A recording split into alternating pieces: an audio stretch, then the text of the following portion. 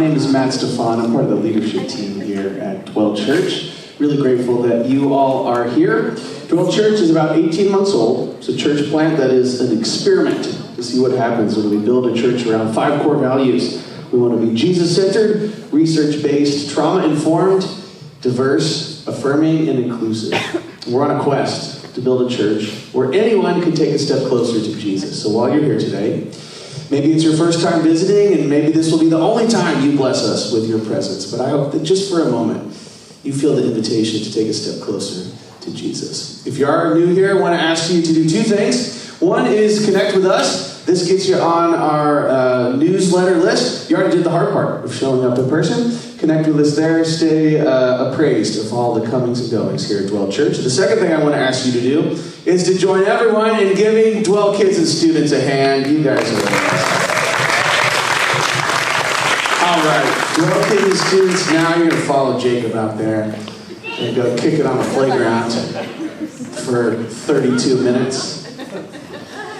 All right. Ever since the beginning of Dwell Church, we had an intuition that we were going to have way too many kids. And that is the case. Since the beginning, a couple brave souls have been working to build a meaningful kids ministry with 0 resources and 0 budget. And they did so. And we have been doing, I think, a fantastic job with as few resources as we have of having a great kids ministry up until now.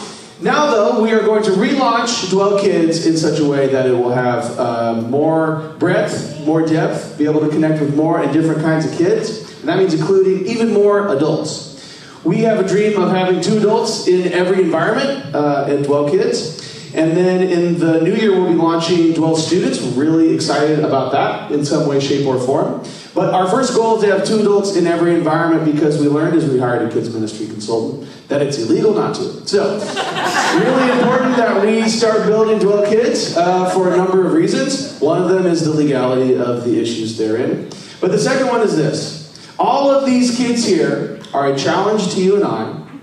Can we be the kinds of adults that can invest in these kids in formative and life-changing ways? That is the question before us. I think the answer is yes, of course we can.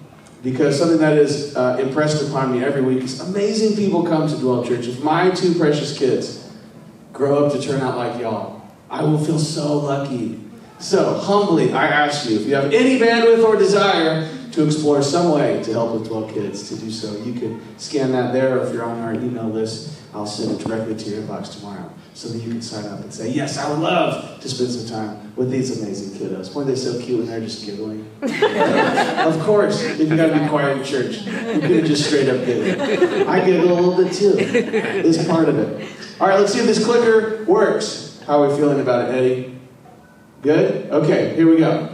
We are in the middle of a series called What to Do. Not in the middle, we're at the beginning of a series called What to Do When the World is Burning, and as Lisa intimated, this comes out of something we do that we call community discernment, where we take one of these services, we break out into little groups, and we discuss what is it that we want from this hour. We have a deep intention to be a listening church, so we build in structures of listening, and community discernment is one of them.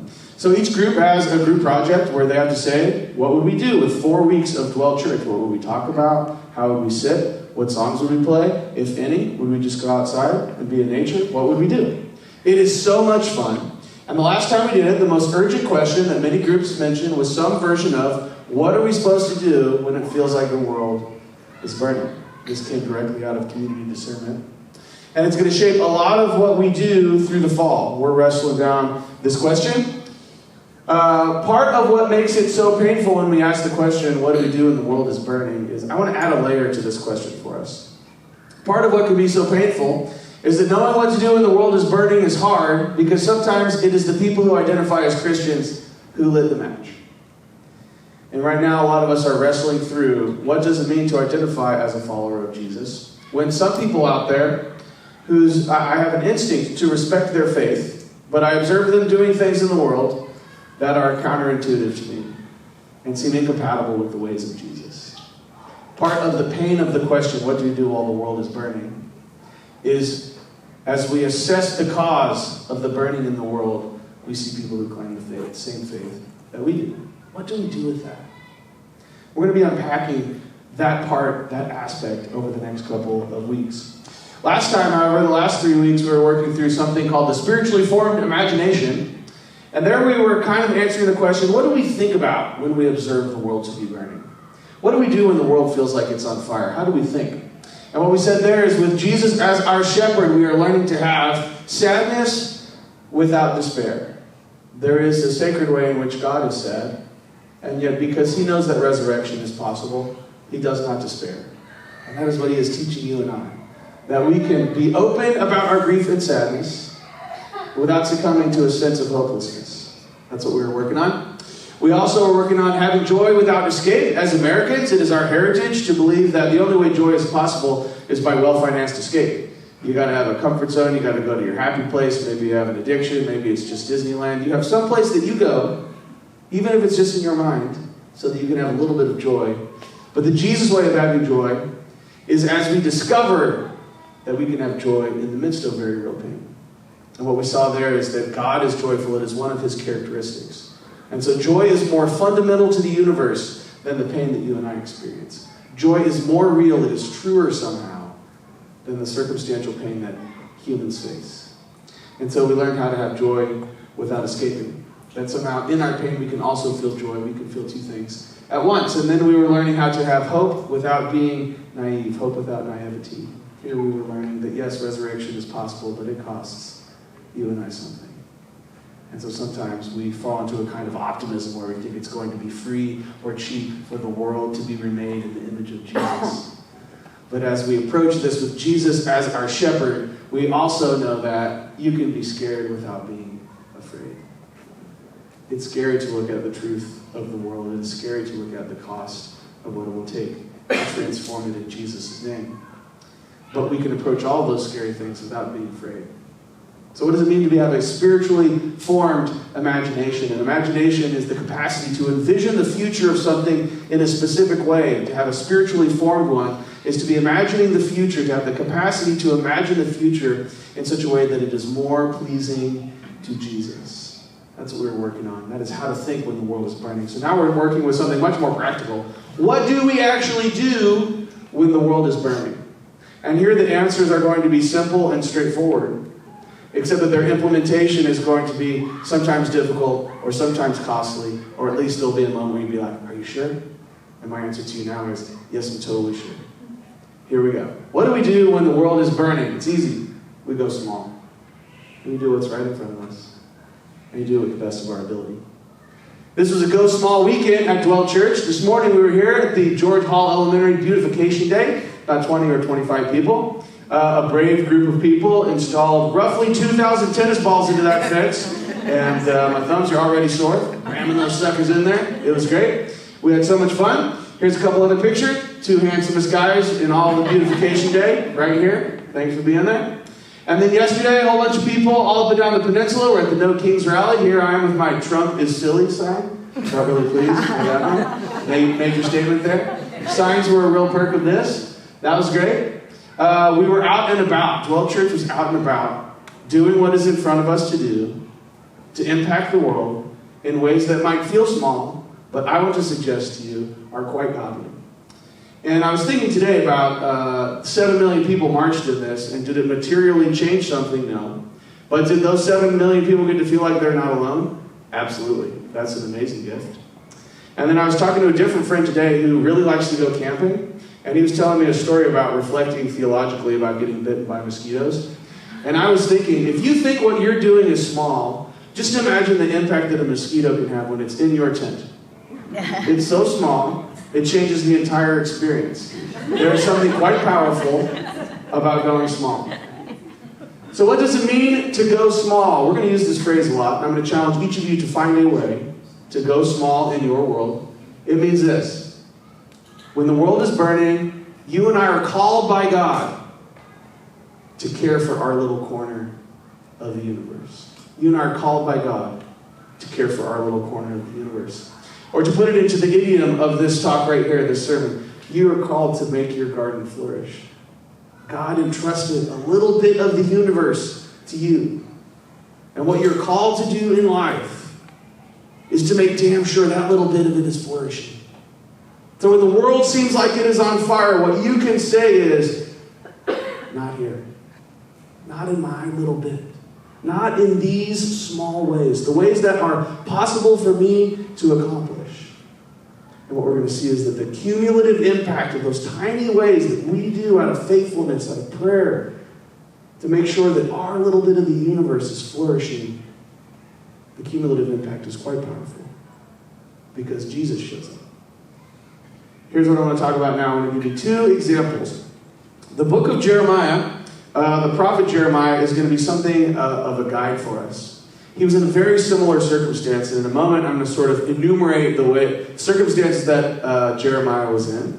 And I'm going to invite you to resonate in some ways with him, to find places of resonance with Jeremiah's experience, because I think it's instructive in really important ways for us. And then we're going to see the ways that he called his people to go small. And then at the end of this talk, we'll have a brief excursus after this about what gardens are, what gardens feel like, why gardens are a key part of the story. I'm going to close this talk by giving you a very strange, but I think very poignant example about how a small group of people can stand against an enormous global system and go small in their community in a way that changed people's lives. And that's what I hope that you and I will find a way to do in this era of the American experiment. Prophet Jeremiah's experience was this. His nation, Israel, was conquered in 597 BC. And most of the people, certainly all the skilled laborers and the aristocrats and the nobles, were deported to Babylon in 597.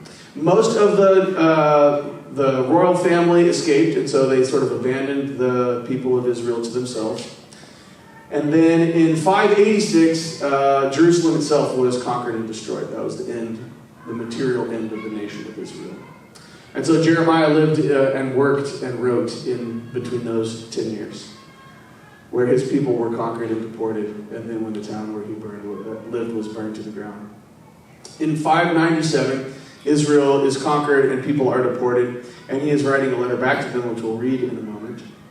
And then in 586, when Israel is burned to the ground, Jerusalem is destroyed, and all the people are deported, Jeremiah pens the Lamentations in the Bible, where his people weep beside the river as their captors force them to sing the songs of Israel as a form of torture. And there somehow they find themselves able to say in the book of Lamentations that God's mercies are new every day. But there is something that we experience today that is absolutely not anywhere near that dire, but sometimes feels like something in our world is breaking. And we are living in a time when we are personally going to watch it break. And we are unsure of what to do. And so we feel this sense of exile. We're living in a world that we didn't plan on living in. And we're finding a way to thrive amidst it anyways. And so maybe we can resonate a bit with Jeremiah's exile.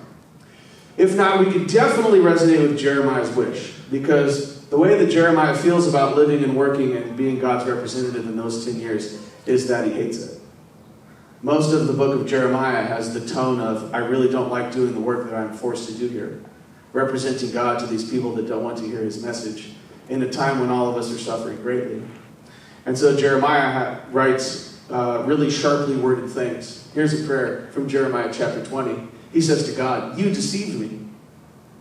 What he means is, you said you loved me, and it doesn't really seem like that since the world's on fire, and I have this terrible job of explaining to people why. You deceived me, Lord, and I was deceived. You overpowered me and prevailed. I'm ridiculed all day long. Everyone mocks me. Whenever I speak, I cry out, proclaiming the violence and destruction. See, what Jeremiah's message is that because of the centuries of exploitation and centuries of economic injustice, that somehow Israel deserved this fate. Somehow the idolatry expressed in economic exploitation arrived at a place where this was the right punishment to fit the crime for Israel. People didn't like hearing that. So the word of the Lord has brought me insult and reproach all day long, but I find this part amazing. But, Jeremiah says, if I say, I'll never mention God again, I'll give up on my faith, I'll never speak anymore in his name, that doesn't work for me, because his word is in my heart like a fire shut up in my bones. He couldn't give up his faith if he wanted to. because he knows it deeply to be true. It lives within him. It is as if the Spirit of God lives in him in such a way that the best that Jeremiah can do is do his best to surrender to Jesus' will, God's will. So then he says at the end of chapter 20, why did I ever come out of the womb to see trouble and sorrow and an end to my days in shame? He says, I wish that I was not living through this. I wish there was some way for me to escape this. He is like Frodo saying to Gandalf, would that it not have been during my lifetime. And yet, it is. It is. So maybe, even just in a small little raindrop of a way, you can resonate with Jeremiah's wish that it wasn't him. It wasn't his generation. It didn't fall to him to stand in the gap. It didn't fall to him to do the work of redeeming the world in his time. That is Jeremiah's wish. And yet he did so anyways. Something that we will talk in depth about next week is that Jeremiah has a particular problem. There are opposing prophets claiming to speak for Yahweh. And Jeremiah is speaking to two communities. He's speaking to the deported community, to whom he writes a letter that we will read shortly. He's also speaking to the remaining community, the people that are still in Jerusalem and trying to pick up the pieces of their shattered lives. And there are opposing prophets who seem to be speaking in the name of Yahweh, who's saying, this will all be over soon. This is all going to work out fine. Our God is the creator God. And so he tells the people in exile, he'll be back really quick. Don't even worry about it. They give this hopeful message. And yet, that is not what transpires, as we will see. And next week we'll wrestle with, what do we do with the opposing prophets who speak in God's name in our world? Jeremiah is a powerful template on how to live in exactly that tension in fruitful and godly ways. And finally, Jeremiah writes this letter, Jeremiah 29. I'm going to read the first part of it for you. These are the words of the letter of the prophet Jeremiah sent from Jerusalem to the remaining elders among the exiles, and to the priests, and to the prophets, and to all the people, whom Nebuchadnezzar had taken into exile from Jerusalem to Babylon. This was after King Jeconiah and the queen mother, the court officials and the leaders of Judah and Jerusalem, the artisans and the smiths, had left Jerusalem. The shepherds had left the flock. The letter was sent by the hand of Elisash, son of Shaphan, and Gemaiah, son of Hilkiah, whom King Zedekiah of Judah sent to Babylon, to King Nebuchadnezzar of Babylon. And it said this, Jeremiah wrote, thus says the Lord of hosts, the God of Israel, to all the exiles whom I have sent into exile from Jerusalem. Here is God saying, in the midst of everything, I have sent you there. And next week we'll wonder together if what is happening in our world was not orchestrated by God. Because that is Jeremiah's conviction. Here's what I have said to the exiles whom I have sent into exile from Jerusalem to Babylon. Here it is. Build houses and live in them. Plant gardens and eat what they produce. Take wives and have sons and daughters, and take wives for your sons, and give your daughters in marriage, that they may bear sons and daughters, and multiply there, and do not decrease. But instead seek the welfare of the city where I have sent you into exile, and pray to the Lord on its behalf. For in its welfare you will find your welfare. For thus says the Lord of hosts, the God of Israel, do not let the prophets and the diviners who are among you deceive you, and do not listen to the dreams that they dream, for it is a lie that they are prophesying to you in my name. I did not send them to you, says the Lord. For thus says the Lord, only when Babylon's 70 years are completed will I visit you, and I will fulfill to you my promise, and bring you back to this place. And then God said this, for surely I know the plans that I have for you, says the Lord, plans for your welfare, and not for your harm, to give you a future with a hope. And you will call upon me, and come and pray to me, and there I will hear you. When you search for me, you will find me, if you seek me with all your heart. I will let you find me, says the Lord, and I will restore your fortunes and gather you from all the nations, the places where I have driven you, and I will bring you back to the place from which I have sent you into exile. The word of the Lord. Jeremiah wrote to the people who had been conquered and said to them, to the place that falls to you, to your station in the universe, plant a garden and build a home. People in much worse circumstances than us. The instructions were somehow the same. cultivate your garden. Let's talk for a moment about gardens. The story of the Bible begins in a garden. And there are details in the Hebrew poem that starts the Bible, and scholars tell us that what we would have noticed if we were ancient Hebrew people is that the cosmic void is described as something of a desert. The Hebrews, of course, were familiar with the desert. In the Bible, it is called the wilderness. And so Genesis describes a sort of cosmic wilderness. Now, the wilderness takes on an existential theological tone where the wilderness is incompatible with human life. If you're in the wilderness, the time has come. The clock is ticking. You are at risk. And as we'll see in week 3 of this series, as we talk about America in the wilderness, the promise of God is to meet you in the wilderness. And in the poem that begins the Bible, that's exactly what he does. God meets the cosmic desert by planting a garden in the middle of it.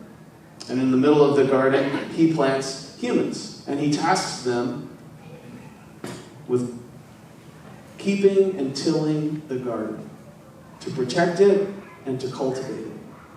It is the human vocation, it is the human calling to find the garden in front of us and to keep it and to till it. That is what all humans are made for. This is how the story begins.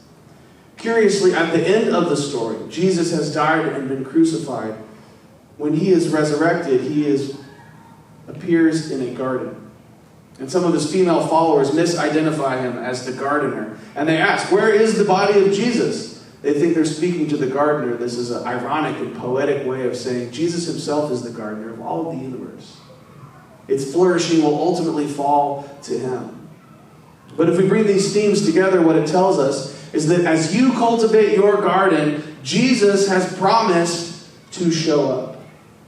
It is the human vocation to cultivate a garden.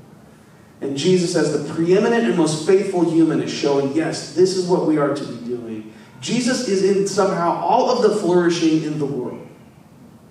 And so as you go about the task of causing your little corner of the universe to flourish, God shows up. When you go small, Jesus shows up. That's the promise of the big picture idea of the garden in the Bible. And so when we do our little small things, when we say, the only way I can think of the tiny bit of the universe entrusted to me by God, the only thing I can do to bless it is this one small thing, that is enough. Jesus will show up in that one small thing. And that is where it begins. Just with one moment of saying, Jesus, how do I more envision my bit of the universe to please you? How do I more align it to your kingdom? What is the one small thing I can do to push this forward? And sometimes it looks like ramming tennis balls in a fence, but other times it looks like, imagine this, what if in our world, what if in this bit of the Mid-Peninsula, we made a deal with every other church and we said, what if there's no classroom that needs volunteers here? What if there is no team that needs more coaches? What if there is no kids ministry that needs more volunteers? Because we have said, in our world, those are all going to be flourishing spaces. They will be overstaffed with brilliant, possibly overeducated adults willing to do their very best to make sure that our world where we live is flourishing. What if that was the world that we decided we were going to live in? Because we know that when we go small, Jesus shows up. Today I'm wearing my AYSO coach shirt because I've been going small lately, coaching up Margot's soccer team. Before that, I did 2 years as the PTA president. Let me tell you, I am a much better soccer coach as a PTA president. And I think there's 2 good lessons there. You might say, well, you don't want to be doing something that you're not good at, because that's a bad experience for the people around you. Certainly a difficult experience if you aren't good at the job that you have raised your hand and said, I will do. Conversely, even though I wasn't a great PTA president, everyone that I worked with was so glad I was there. I know so many more people. I belong so much more deeply there. Even though I did not do a great job, the people before me and after me will be so much better at that job, so much more naturally gifted for it. I'm certain there was no one else in those 2 years that was ready to stand up and say, I'll do it. And so even with my meager, misaligned gifts that were inadequate to the task, I simply gave the small thing in front of me. And even though I was bad at it, it was better than nothing. There is a place in the world that if you showed up in it, it would be better than nothing. And what you would be doing is saying, Jesus, I trust you to show up here. that when I show up in your name, prayerful with a servant heart, you're going to somehow meet me there. We're just living into that promise. I want to read you one long example from a long time ago. It is a medieval example of how people in Palermo, Italy resisted the Spanish Inquisition when it arrived in Sicily. And the reason I want to take this example, there's lots of historic examples. I have other ones like maybe of the American abolitionist movement. But I want to impress upon you a deep history here. And this is going to be long, and it's going to be real detailed. But I want you to come away with a deep conviction that you stand in the grand lineage of those who cultivated their garden against impossible odds. The history of our people, the history of followers of Jesus, have always in some way had to stand against forces on one level far superior than them, such that we stand in a grand tradition of cultivating gardens against impossible odds. So here is but one very long example. If you're not familiar with the Spanish Inquisition, it was a time in Christian history where the Spanish crown funded a set of bishops to, in the New World, conduct forced conversions of indigenous peoples here. Also forced conversions to Christianity in Muslim nations, predominantly Muslim nations. But this is a story of the interior work to Catholic Europe, because also what the Inquisition was doing was searching out people whose faith was false. And so many times under torture, they would conduct confessionary moments and conclude this was a person of a false faith or practicing a heretical version of Christianity and therefore sentenced to death. So how might you resist something that is funded by the greatest monarchy of the time? Outside the city core of Palermo, Sicily, Baroque churches give way to blocky post-war apartment buildings. But in the core, the ancient core of Palermo, the buildings are quite dense. The Street of the Beheaded, which is home to the Church of the Beheaded, is really more like an alley. A literal translation would be the Street of the Things Taken Off. But in Palermo, everyone knows that the things taken off were heads. The beheaded were Palermo's executed criminals, the men and women who, through the efforts of their fellow citizens, collectively earned the honor of having a street and church named after them, despite being only known for their death sentences. The rise to prominence of the beheaded of Palermo began when the Spanish imported their deadly Inquisition to Sicily. In 1497, a Spanish Dominican friar and son of a Jewish convert began sending inquisitors to Spanish-ruled Sicily. Under such extreme religious persecution, Sicily became a deeply Catholic region, and it is still today. But the Inquisition wasn't satisfied with the professing Catholic population. As it settled in, it found more work in investigating the false Catholic converts and alleged blasphemers. It rooted out the Sicilian Catholic rituals that veered too far from Spanish ones, and thus, in the opinion of the colonizers, verged upon witchcraft. If you examine the execution records from the days of Palermo's Inquisition, the way that people died can tell you a little bit about how they lived. Nobles were beheaded, the executioner never touching their bodies with his hands. They were allowed to die quickly in pious kneeling positions, and privately if they were important enough. People from lower classes were publicly hanged, and their deaths hastened by the executioner's assistant, who jumped up to hang from their feet. The word minion in Italian is literally to pull on feet. Those who were hanged were beheaded posthumously. Women were treated more gently than men, except when they weren't. Some were sentenced to death by manual strangulation, and others were hung on scaffolding that was built unusually high. Other intensifiers could be added depending on the severity of the crime. The amputation of limbs or drawing of quarters were common, but these punishments were inflicted on the recently executed more often than the living. As the name suggests, the inquisitional charges were brought against people as the result of private investigations. Prior to this in Sicily, in order for there to be a crime, there had to be an accuser. Accusers represented not only themselves, but the voice of a society whose security was somehow threatened by the lawbreaker. Once the Spanish Inquisition's investigations began, they were seeking out crimes that were not apparent to the public and done in private. The Sicilian people then found themselves entangled in an increasingly clandestine legal process conducted either by the Catholic inquisitors or the Spanish state through viceroys and local henchmen. The opaque inquisitional process proved to be the perfect breeding ground for corruption and greed. People in Sicily now found themselves imprisoned and sentenced to death without even knowing the charges against them. Given the power dynamics of the time, Sicilians needed a group of exceptionally influential people to credibly oppose the ruling Spanish. This role was often attributed to a group called the Beati Paoli, a proto-mafia group with Robin Hood's politics and who allegedly brought renegade justice to Palermo. Tour guides like to point out their secret tunnels, and there's even a Beati Paoli museum, though it is questionable in both taste and veracity. Despite the museum, the evidence for the existence of this group is thin.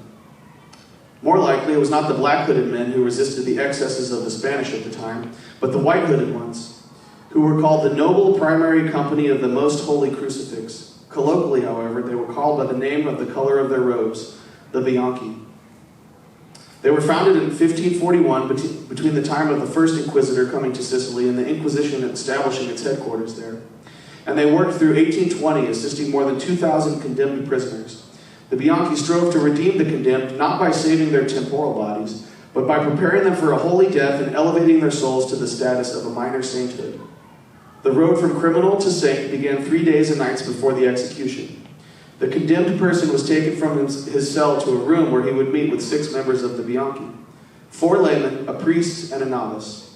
They were all cloaked in white with their hoods covering their faces. From now on, the Bianchi would be known as the prisoner's comforters, and in their midst, the prisoner would not be called condemned or guilty, but instead conflicted. It was a way of honoring that he was a victim of something that was not his fault. For the next 2 days, the afflicted prayed with the Bianchi. He repeatedly kissed the hands of the statue called Ecce Homo, a statue of Christ on the way to be crucified, bloody, bound, and mocked. To meditate on the image of Christ on the way to his crucifixion was to look in a trick mirror, one that reflected the best outcome under the worst circumstances. In the image of Christ as a condemned man, the afflicted saw an ideal version of his own death. Christ would for them become a model, just as he was to saints and martyrs who calmly and even happily affirmed their faith through their own death. And through the ministrations of this group, the Bianchi, the afflicted could hope to participate in that ideal death. If he confessed his sins and was absolved, the state would then be executing an innocent man who was calmly choosing the afterlife over his life on earth. For martyrs, death confers an instant sainthood because of the purity of their souls and the strength of their conviction. The hope was that with the proper preparation, the afflicted could join their ranks. To help them approach their death as much like Christ as possible, the priest among the Bianchi offered to hear the afflicted's final confession, which was then amended over the 3 days to ensure its completeness. Once it was finalized, the sacrament absolved all the afflicted of all sins, pointedly including the sin of falsely incriminating others under torture. Inventive torture was, of course, a hallmark of the Spanish jurisprudence during the Inquisition. In both Spain and its colonies, it was often used to extract the names of others who might be investigated next, drumming up business and the possibility of more confiscated property for the Spanish government. But the Bianchi were clear that the freely given confession was what mattered. Men might use confessions made under duress, but God did not. During the 3rd and final day, the Bianchi and the afflicted completed the most difficult spiritual exercise called the ladder. At the time, it was the ladder and not the noose that was the symbol of capital punishment. As such, it has worked its way down into the future as a symbol of bad luck, something to avoid walking under. The exercise here of the ladder was a dress rehearsal where the Bianchi and the afflicted practiced everything that would happen on the day of the execution. It was done no fewer than 4 times until the afflicted was prepared to die peacefully. On the day of the execution, upon arrival, the afflicted would kneel before the Bianchi priest and was then asked if he wanted to die like Christ. If all went according to plan, he would say yes and receive absolution. The afflicted would then climb the ladder.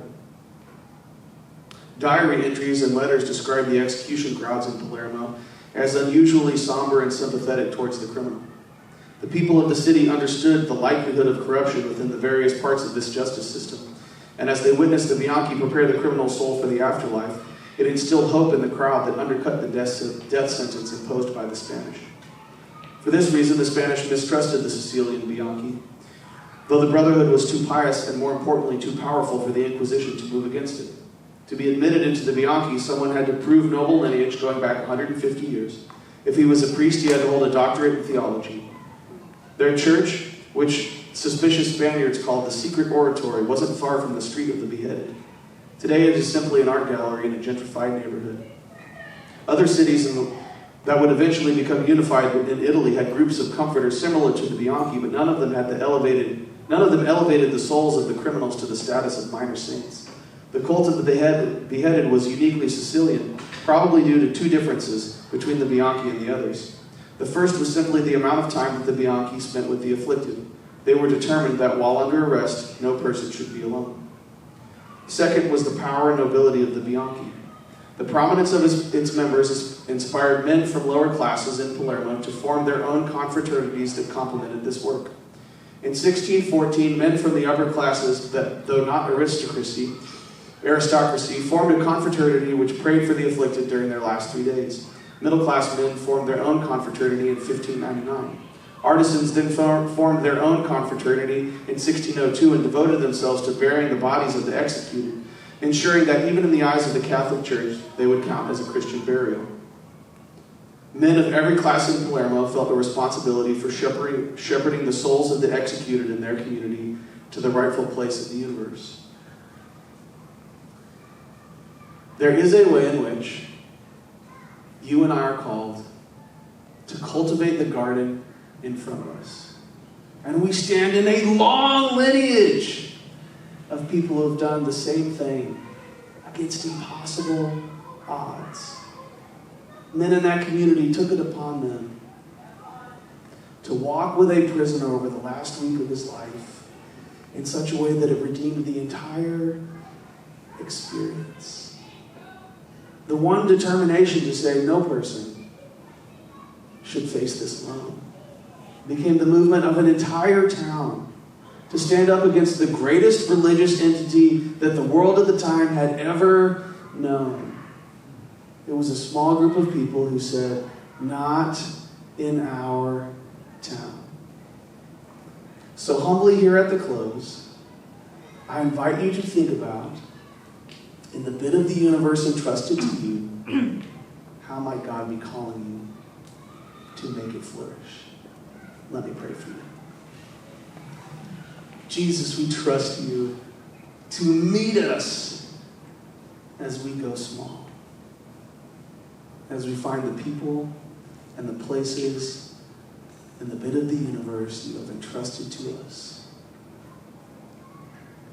And God, would you move with your Spirit in a way that we could do it with such confidence, that we could understand that we stand in a long, long lineage of people who have cultivated their gardens against impossible odds.